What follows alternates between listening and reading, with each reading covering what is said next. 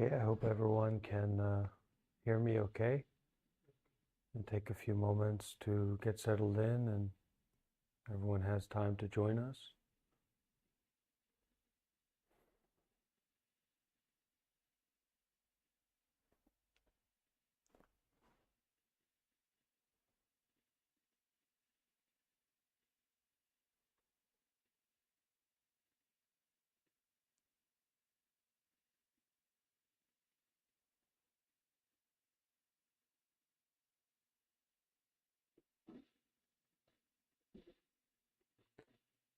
Today, I think, as most of you know, we are coming together to practice meditation.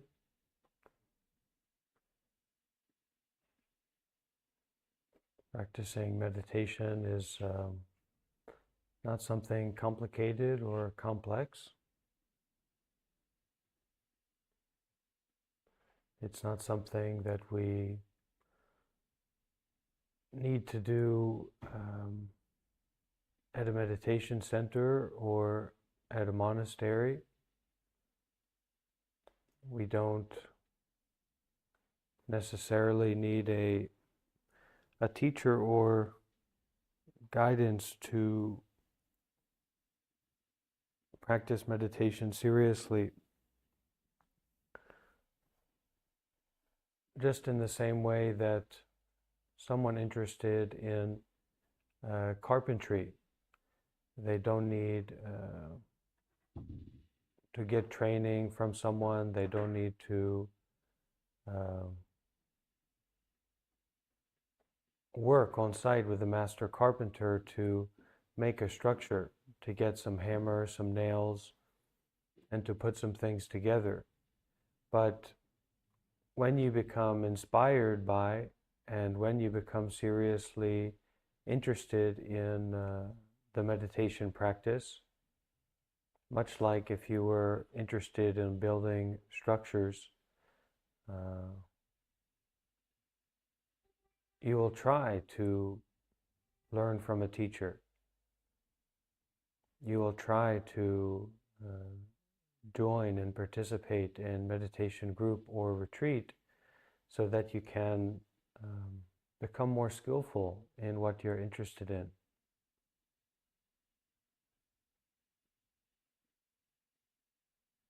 And here in the monk life meditation community, and especially here at Tabarwa Center in South Italy, where we are right now, we are practicing meditation concerned with the tradition of Buddhism. And what is the tradition of Buddhism?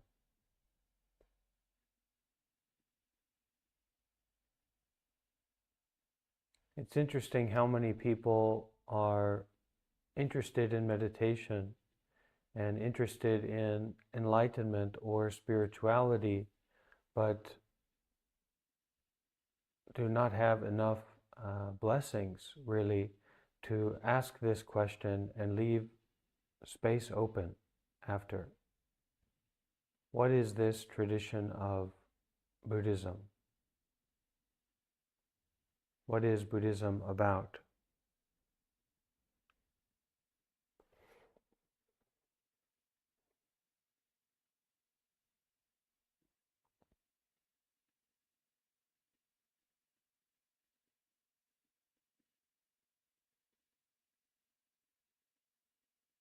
And this sense of questioning, curiosity, sincerity that naturally comes when we ask a question that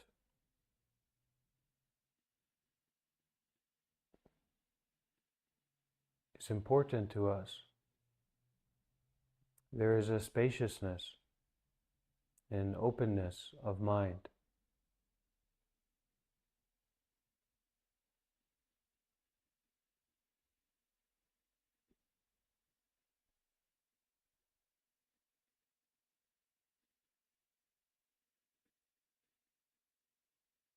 The desire mind or the craving mind, it is always looking for something to get, something to grab onto.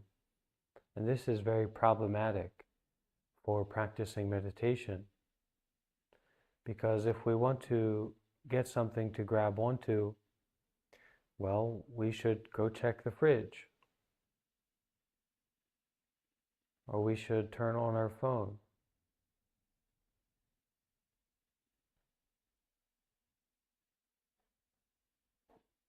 But in meditation, we're really blessed, really fortunate enough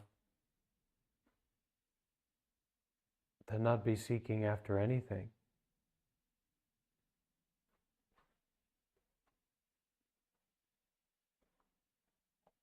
Not to be chasing after anything.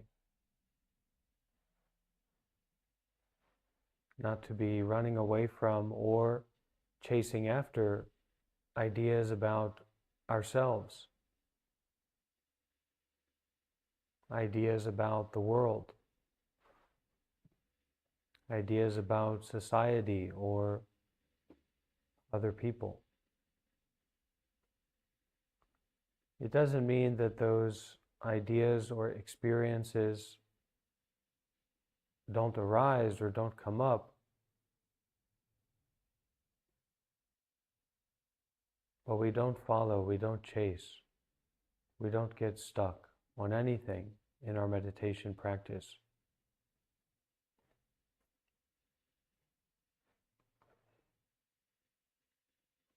And we are sticky people. We have sticky relationships. We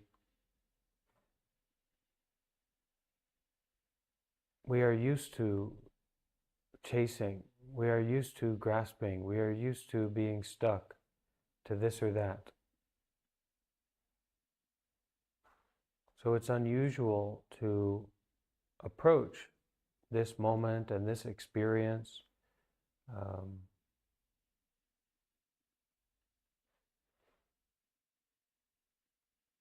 where there is nothing to stick to.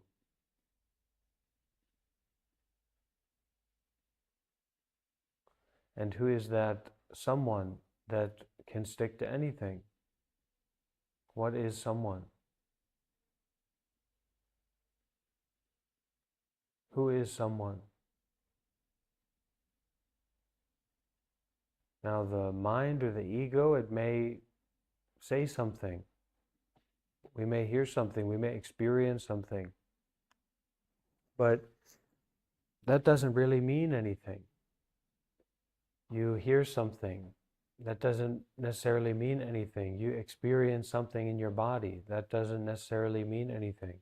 Something happens, that doesn't necessarily mean anything. You may think that it means something, but it doesn't necessarily mean that. That's just another thought.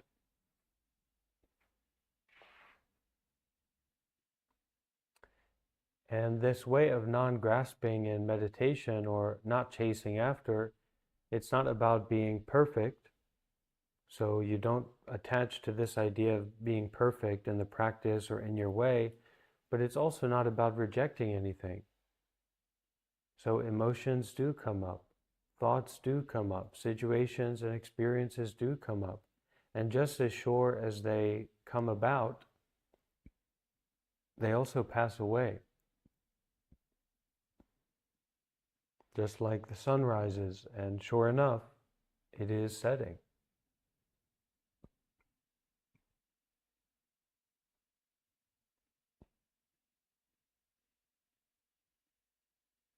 The breath is flowing in, the breath is flowing out.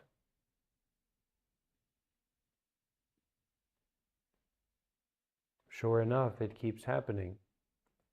And we can start to adjust our mindset or our understanding away from the mundane to the supramundane, or away from our intelligence to wisdom through certain analogies, certain ways of looking at what we're dealing with in a more digestible way. Because a lot of our experience, a lot of our life is, it's so real, it's kind of overwhelming. We can't it's very difficult to digest it.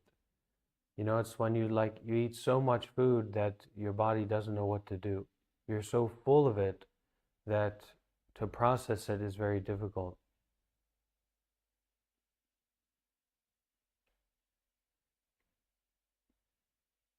So, from the Buddhist perspective, there's nothing more valuable than wisdom. There's nothing more valuable than panya, or insight. And even if we've been practicing for a while, but especially when we're new, kind of on the outskirts of Buddhism and meditation and these enlightenment ideas and all that,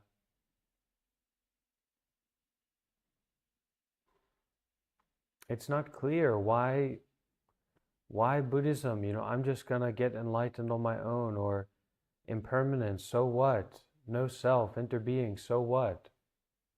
And it's a kind of ignorance. That so what is a kind of ignorance. It's saying, hey, I'm ignorant. And if we look to what we prioritize in our lives, right, we think we prioritize what's valuable, what's most important to us.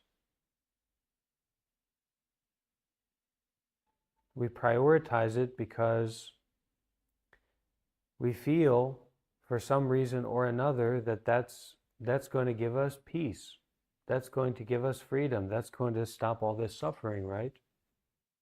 And most of the time, we're just hanging loose. We're doing this and we're doing that, trying to get pleasure, trying to avoid pain. And then sometimes we are trying to help, right? We're trying to do good deeds. We're trying to bring benefit.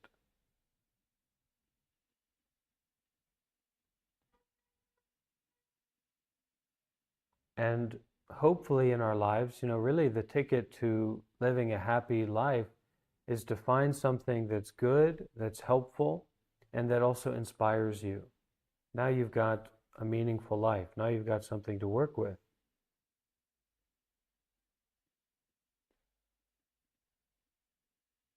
And this all kind of ties into what's valuable, what's precious, not only to us, but to others as well. It's something to think about when we concern ourselves with generosity, right? Is that something may be valuable to you, but is it valuable to the others? Because when we practice generosity, it's not generosity, we just pick up some dirt and we give it to somebody, right? But we also understand that our suffering is the suffering of others. So that value, that attachment that we have about some possession or experience that we give away, we also have to consider how that is valuable, or if that is valuable to the community. Because if we're giving something that is, maybe it's gold to us, but to the other person it's dirt, we've got to look at that. And that's more kind of a mundane generosity, but everything's connected, and we want to work with what we have. We're already mundane a lot of the time, right? We're just living in a simple way.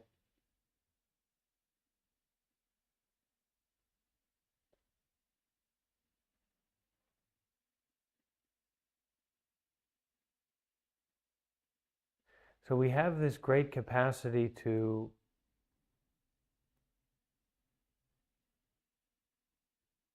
ignore that which is most precious. That capacity is so strong that we don't recognize there's a treasure store inside of ourselves. There's a peace, there's a freedom, there's a fulfillment, there's a joy higher than anything you could get from material pleasures, a peace that's way beyond anything you can get from doing anything with anyone at any place. Even if someone gave you $1 million, it wouldn't match the joy and the peace and the freedom that you can get inside of yourself.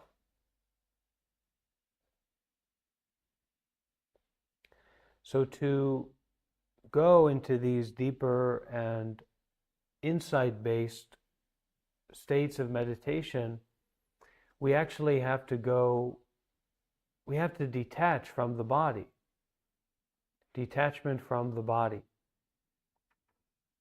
But as we usually are, we're attached to the environment. And that means that everyone else's emotions, everyone else's ideas and stories and experiences, it's like we're in a pinball machine all the time. So the first step is to step back from the environment, or to detach from the environment that our usual pinball machine, right? A pinball spends 20 years in one pinball machine. It might still get beat around, but it'd be nice if it can go to another. If I was a pinball machine, that's how I would feel, right? But we pull back from the environment, detach from the environment, not reject it, not callous to it, but we kind of step back.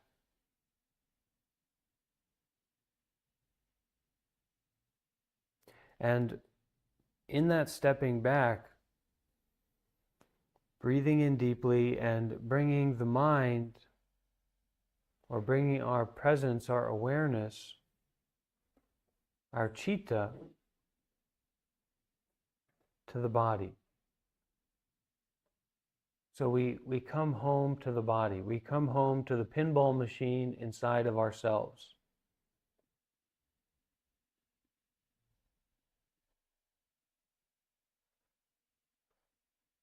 We think we need money and status and particular kind of accommodations and lotions and soaps and particular kind of clothing and bedding and all these things, right? But we can't, let alone enjoy, we can't even experience any of that without this body.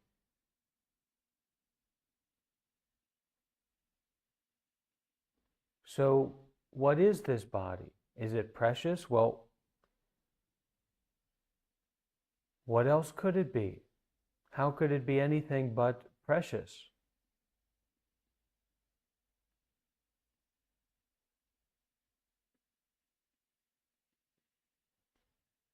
So our meditation is not that we are fixating on the body or attaching to the body, but rather we are using the body to go beyond the body.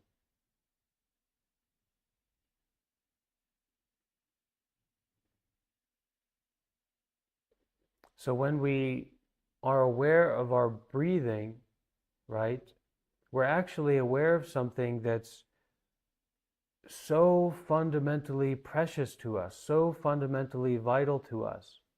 But you can't give away, you can't detach from something that you don't have experience with. How can you detach from your life in Thailand? You've never been to Thailand.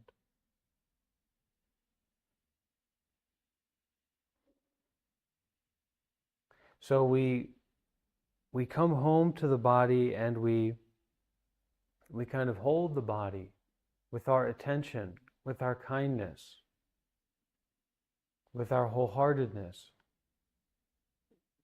And we use the body to develop our concentration, so like our strength of presence. And in that way, when we're doing that, we're also offering this kind relaxation to the body.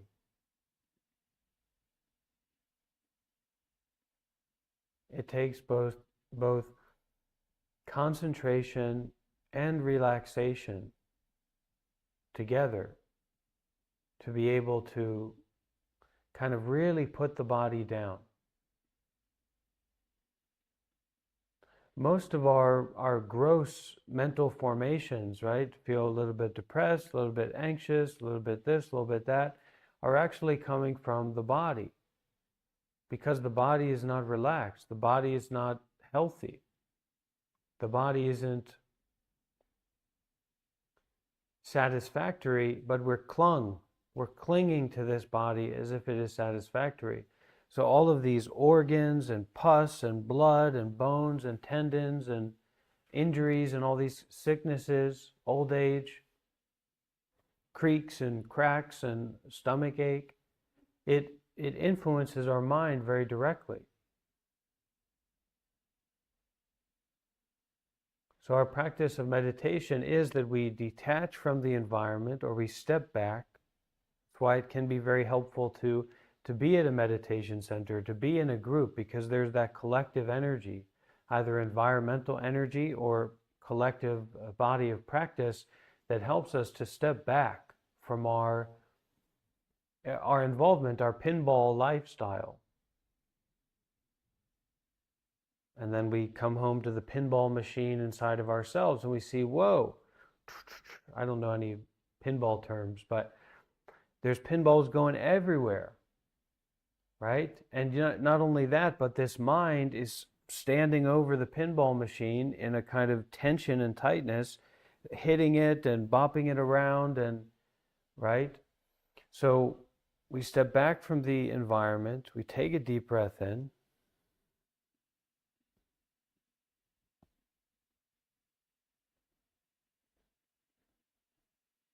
and we come home to the pinball machine inside of ourselves.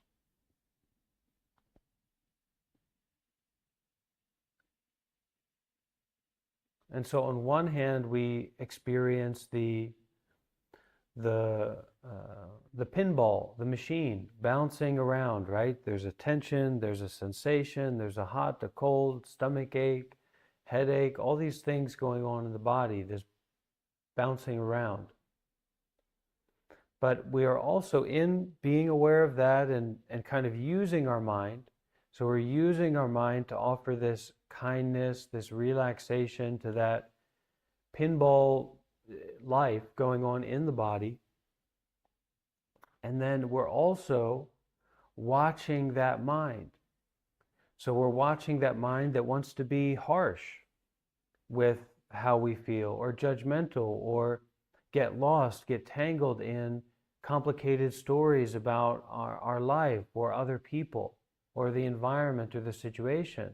And we calm that too. But the body and mind will support each other. They're getting into balance. So as we watch over the pinball machine, that pinball going back and forth, back and forth, back and forth, it relaxes, it slows down, calms down.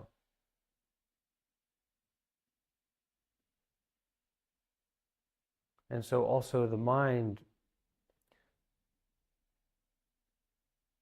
starts to space in. We're still someone standing over a pinball machine. There's still things going on, but that person is now more relaxed and observing and a little bit more tactful in working with that pinball machine. And the pinball and the machine are relaxing.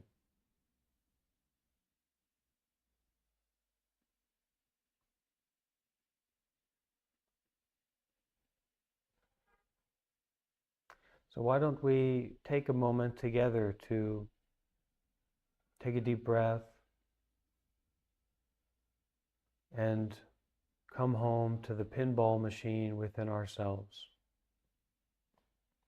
And notice that bouncing around.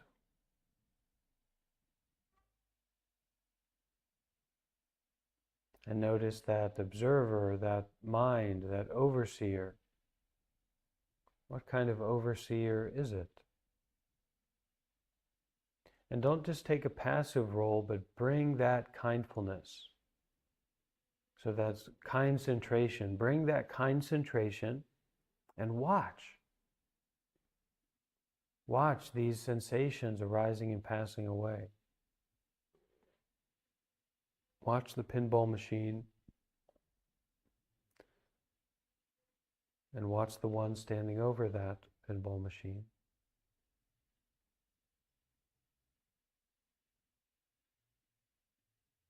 And really, it's just a happening.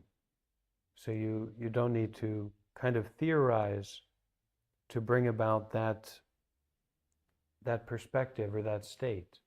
You don't have to make like a video game in your mind. It's happening. So just being there for it with that concentration.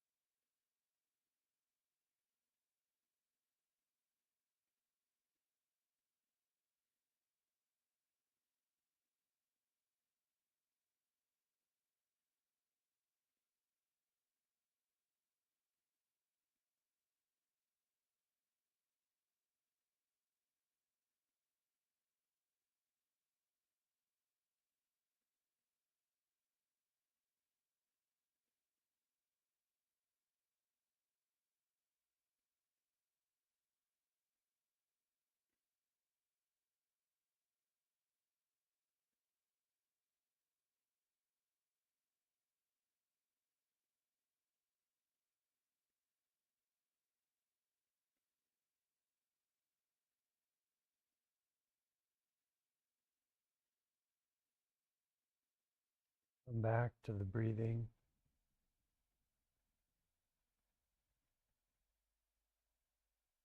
Come back to the simplicity and clarity. This watching is not an entangling or a getting involved with. We are the watcher, but also the forgiver, the beginner, the refresher, the restarter, the nothing and no one at all. The in-breathing, just breathing. And whatever density is there, offer your concentration to it. And breathe with kindness, breathe with love and powerful gentleness.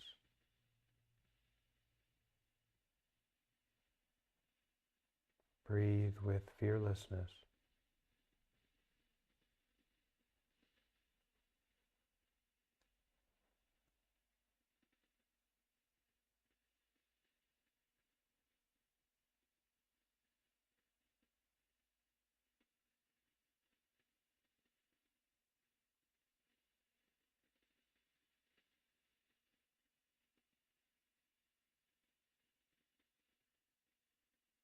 Breathe with your heart wide open.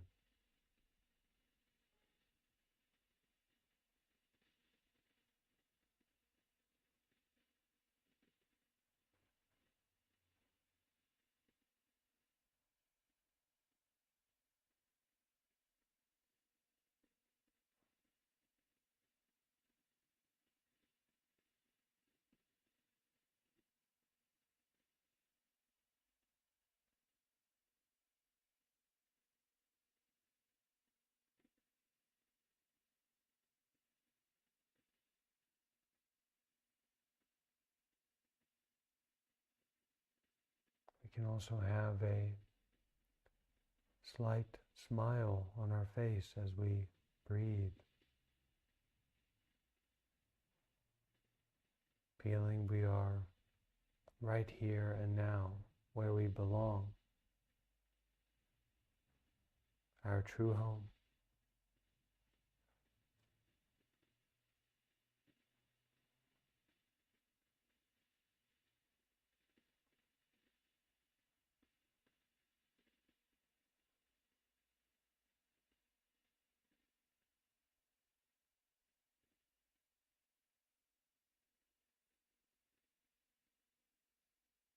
And as the pinball machine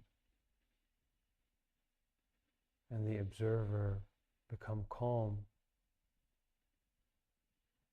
watch the breathing very closely.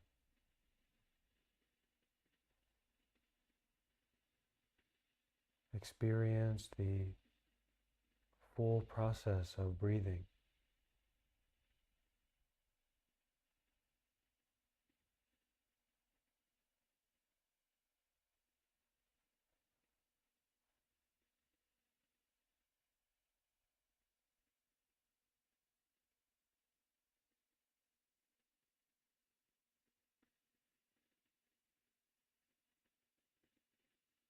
When breathing in, completely being with breathing in.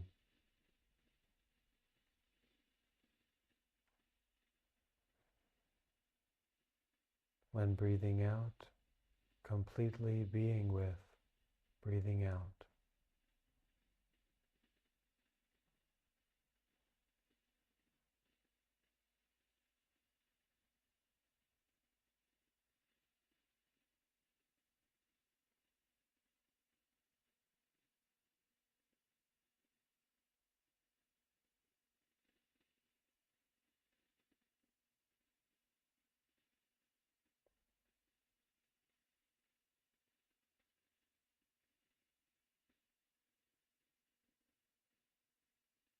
And whenever something comes up, refresh and restart. You can do it. You can begin again. You can experience that. Don't fight against the thoughts. Don't fight with your body. Relax and concentrate.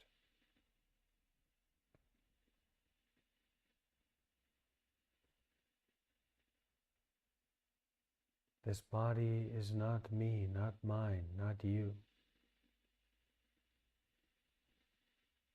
This mind is not me, not mine, not you.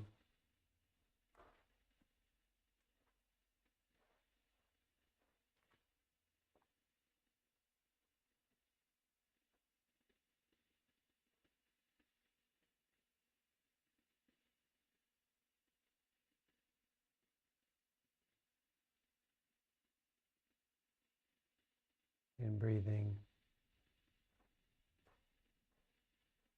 out breathing.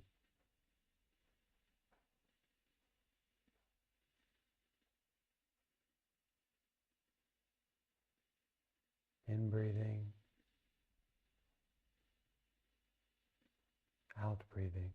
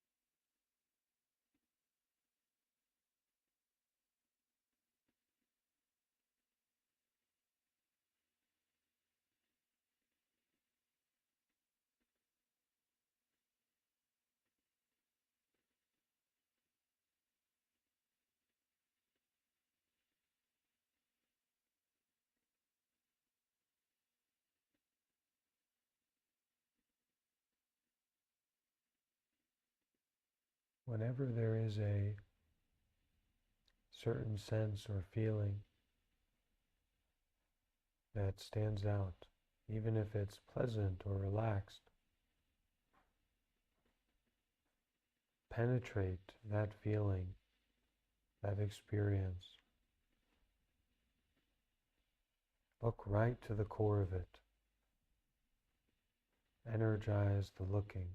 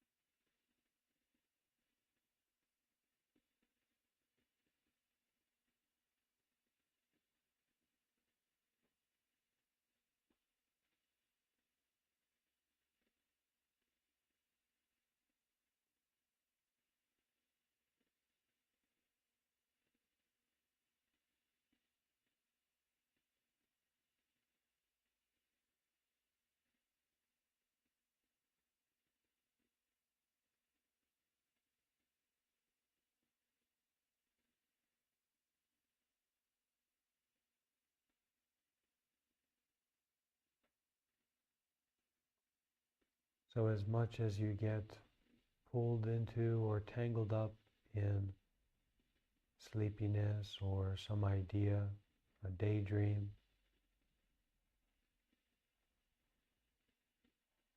notice your capacity to unbind.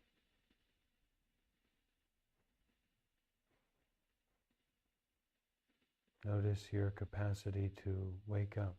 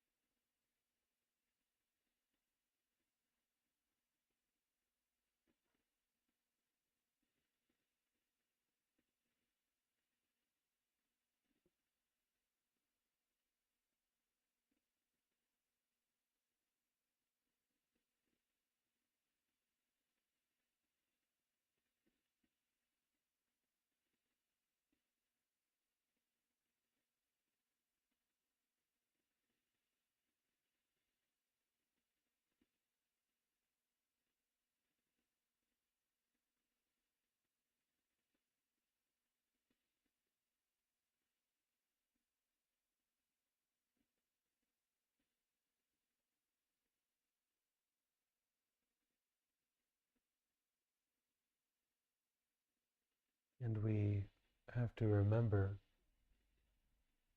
that we're not practicing to get anything.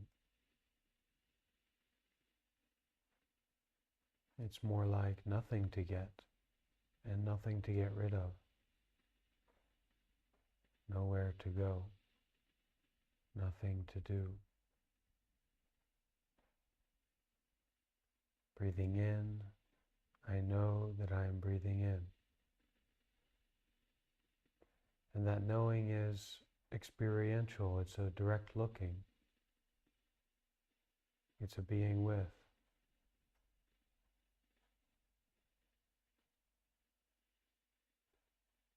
Breathing out, I know I am breathing out.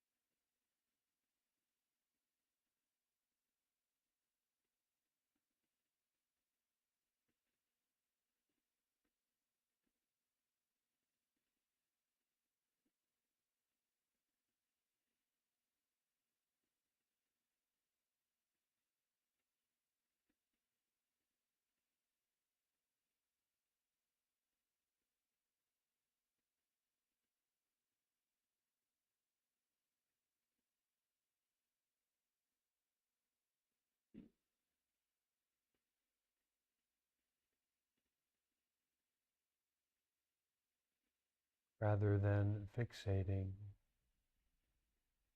on the good or the bad of this world or in ourselves.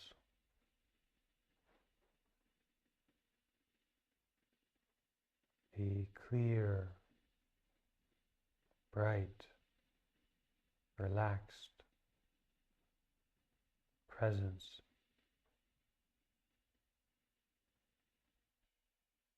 Breathing in, I know that I am breathing in.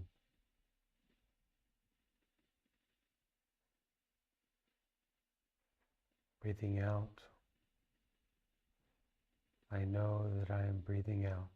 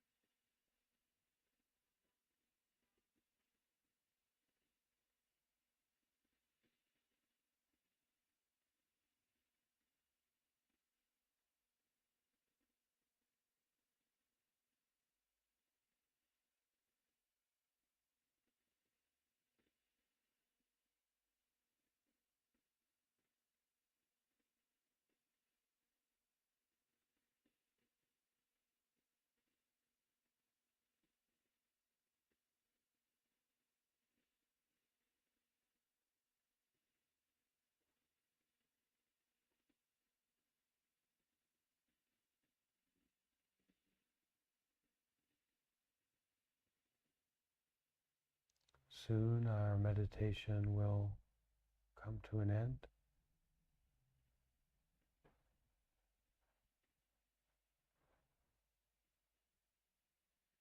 Let us practice a few lines of metta, loving kindness, before finishing. You may repeat after me with your inner voice, the voice of the mind, or repeat with your outer voice, the voice of the body. And in this case, I is you.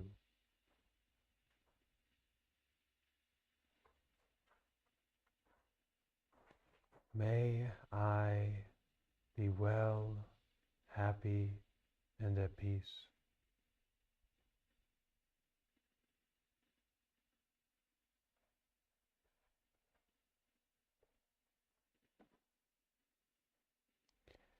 May this body and this mind feel happy.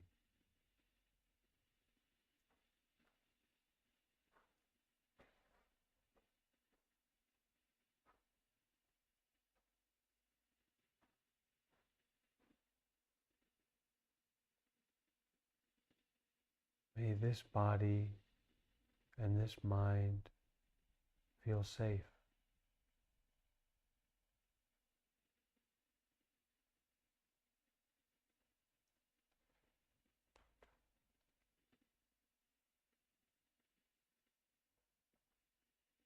May I feel safe.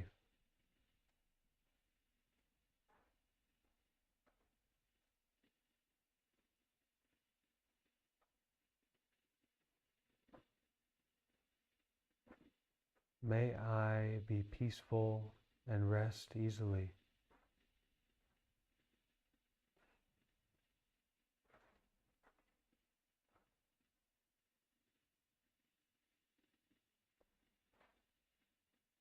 May I be peaceful and rest easily.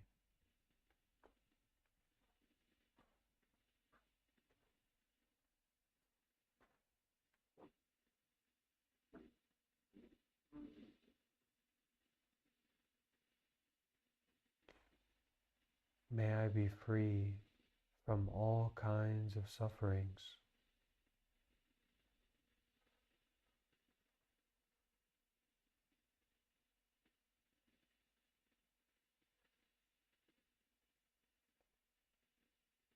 May I be free from all kinds of difficulties.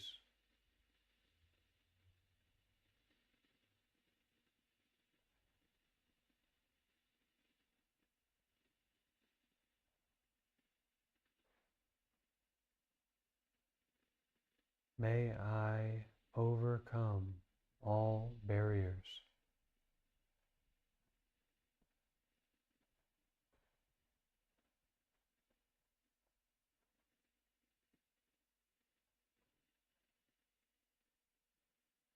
May I go beyond all boundaries.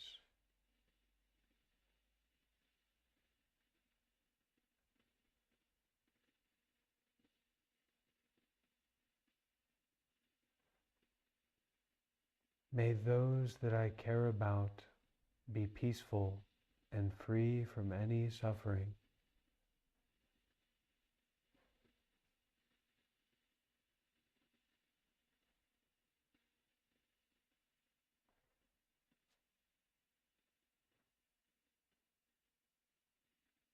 May those that I care about be peaceful and free from any suffering.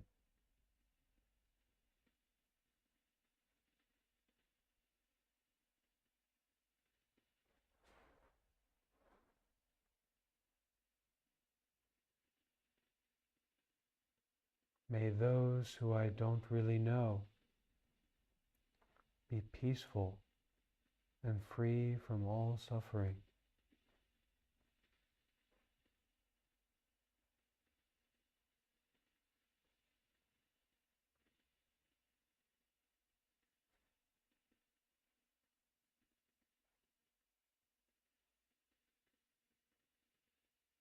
May those that I hardly know be peaceful and free from their suffering.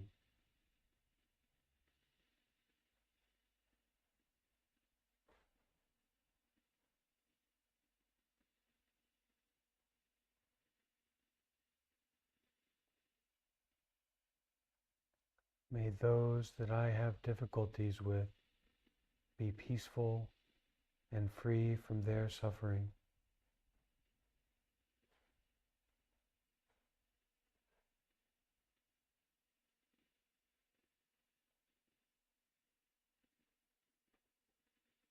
May those that I have difficulty with be peaceful and free from suffering.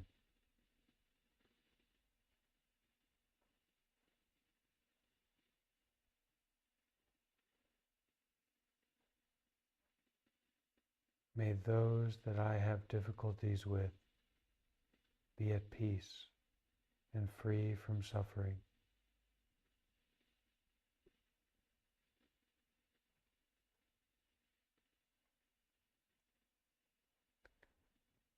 Dear Sangha, we will now share the merits.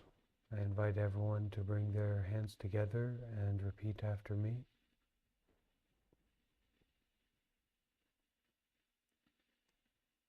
May all the merits cultivated in this practice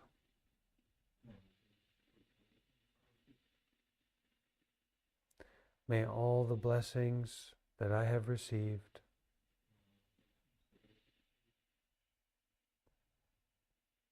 be dedicated and shared out towards all beings. May all beings rejoice and receive these merits. May it be, may it be, may it truly, truly be. Namo Tassa Bhagavato Arahato Sama Sambuddhassa.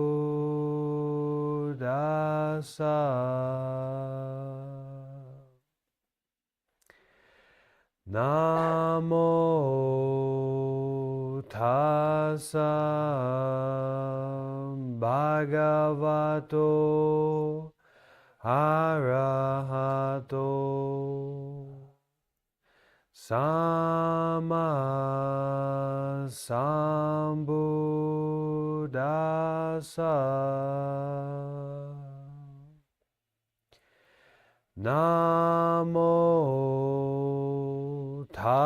Samma Bhagavato Arahato Samma Sambuddhassa.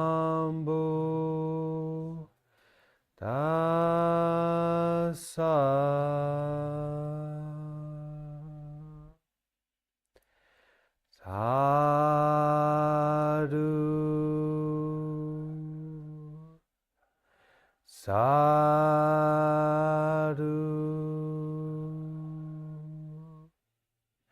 sadhu.